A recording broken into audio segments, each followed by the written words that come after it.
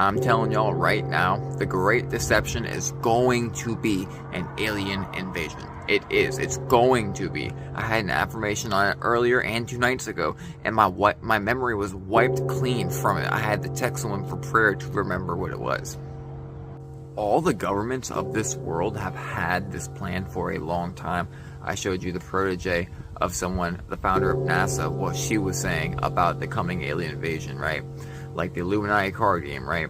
But even bigger, I'm about to show you a video right now where they are literally telling you that the moon has aliens and entities on it, right? Remember, I showed you a video. Here's the document. They said that aliens are not extraterrestrial, but interdimensional. They are fallen angels, and they will come. What I believe is when this war, we are in World War III, what I believe is when this war, really every land starts getting bombed, the aliens will come down, and they will be like, we need to have peace, and they're going to use this one world religion. They're going to set up the Pope and the one world religion to run from the UN, and therefore we'll have our 3.5 years ran by the Pope and the beast system. I would be real brief about it. I carried a level 1 security clearance to violate 38 factor. There are very few of us. There's nobody except myself and my knowledge talking like this. Nobody. I'm breaking the law. Breaking the rules of federal law. Coming out and even talking about this to a group of people. I love my country more than I love my life. 2 weeks ago I was shot in the shoulder.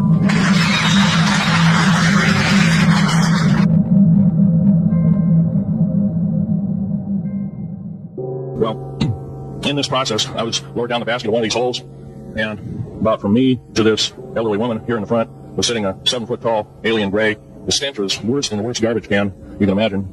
The person was, or the entity was absolutely horrible. I didn't waste any time reaching for my pistol. At that time, I was an engineer. I didn't have time to carry all the folder, all of one of these big submachine guns that all the sea spray and the yellow fruit and all the outer perimeter and inner perimeter security people carried. I carried a little Walter PPK pistol with a 9-shot clip. This was in late August of 1979. Now, you got a regular suit of clothes, you got a regular clothes on, plus you're in almost like a spacesuit environment, and you're reaching for a gun. It's not the easiest thing to do, and then to pop a clip in it and start shooting. And I killed 2 of them. Yes, they're mortal, and they do die. However, in the process, one of them did this. All I remember is that he just kind of waved his hand in front of his chest, and the next thing I know, this blue beam hit me and just literally opened me up like a fish. And it burnt my fingers right off of me, and it was some form of electrical force because the kind of like being hit by lightning bolt burned all my toenails off of me, crispy crude of my left foot. Neil Armstrong said, look, if I were to go forward and talk about what actually happened, I've been told.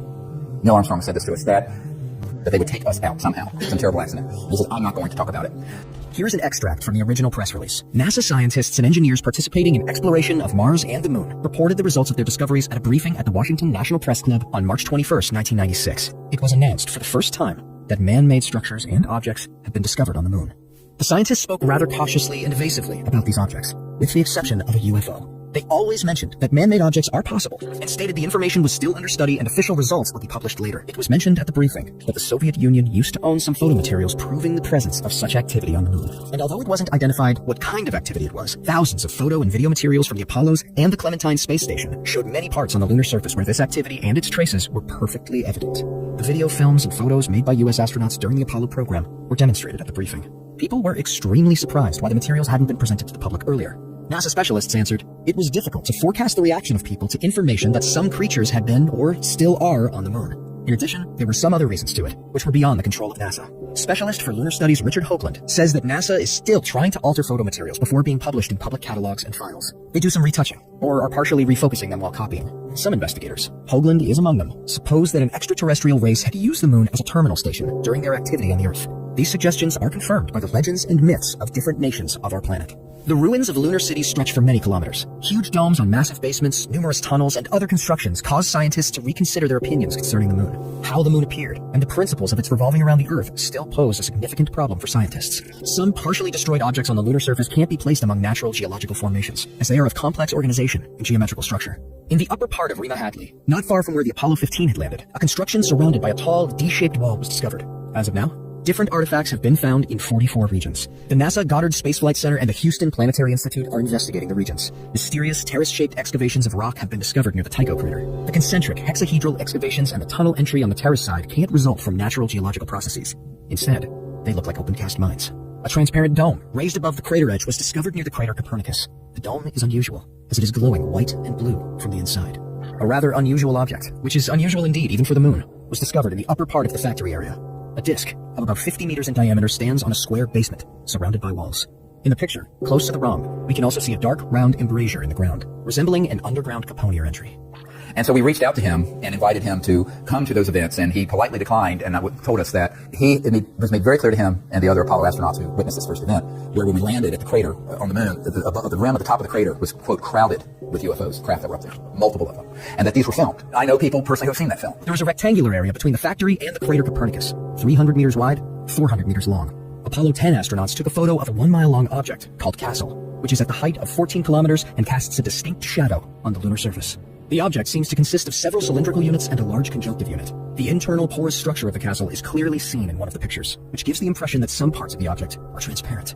As it turned out, at the briefing where many NASA scientists were present, when Richard Hoagland had requested originals of the castle pictures for the second time, no pictures were found at all. They disappeared, even from the list of pictures made by the Apollo 10 crew. Only intermediate images of the object were found in the archives, which unfortunately don't depict the object's internal structure. So we did go to the moon, but some of the footage, it doesn't make sense because the flag is moving. Now the reason for that, and this is where people say we didn't go to the moon, it was all hoax and filmed in a basement up in New York. The truth is we went, but during the lunar orbiter, going back before the Apollo mission, we actually were circling the Earth taking the first early digital photographs. And as you know from the testimony of Disclosure Project witness Carl Wolf, there were structures on the moon that were artificial. Some were newer and some were very ancient. And so they knew the covert programs, and these images were being downloaded out here at Langley, not the CIA headquarters, Langley Air Force Base, to a compartmented operation run by the National Security Agency that was then sequestered away from the other NASA scientists. But the people running that project, the deep black people in those projects, knew that it was likely we were going to encounter something not of this world or a UFO when we landed. Therefore, they had filmed some footage that they could splice in if something started happening. So during the live transmission, if something started happening, there's a delay that would go into this National Security Agency filter, and they could immediately instantly put in. And that's why there's a couple frames where the American flag is moving. Well, there's no atmosphere on the moon, okay? Which was the one mistake they made in that whole plan. That's the telltale giveaway. When the Apollo 12 crew landed on the lunar surface, they saw that the landing was observed by a half-transparent pyramidal object. It was hovering just several meters above the lunar surface and shimmered with all the rainbow colors against the black sky. In 1969, when the film about astronauts traveling to the Sea of Storms was demonstrated, the astronauts saw the strange objects once again, which were later called striped glasses. NASA finally understood what consequences such kind of control could bring. Astronaut Mitchell answered the question about his feelings after his successful return. My neck still aches, as I had to constantly turn my head around, because we felt we were not alone there. We had no choice but to pray. Johnston, who worked at the Houston Space Center and studied photos and video materials made during the Apollo program, discussed the artifacts with Richard Hoagland and said that the NASA leadership was awfully annoyed with the significant number of bizarre, to put it mildly, objects on the moon. And so when they stepped out, of course, we're approaching actually, before they even landed, they saw them. So they were ready with this sort of pre-prepared film that looked very, very good, except for this one error. And so Neil Armstrong and Buzz Aldrin know for a fact. Now, Neil Armstrong said, look, if I were to go forward and talk about what actually happened, I've been told. Neil Armstrong said this to us, that my wife. Now, Buzz Aldrin has just basically, he sort of had a nervous breakdown after this and was actually at an Air Force facility. I know Amanda was there with him, and he confided that this is also what happened. I also know Buzz Aldrin's sister, who pulled me aside and says, yes, they are absolutely right. That is what happened, but it's not my job to out Buzz Aldrin on this. If he's ready and he's able and allowed, he will speak about it. But you have to understand enormous pressure was put on these men never to speak about what actually happened. It was even said that piloted flights to the moon might be banned. Investigators are especially interested in ancient structures resembling partially destroyed cities. Photos reveal an astonishingly regular geometry of square and rectangular constructions. They resemble our cities seen from the height of 5 to 8 kilometers.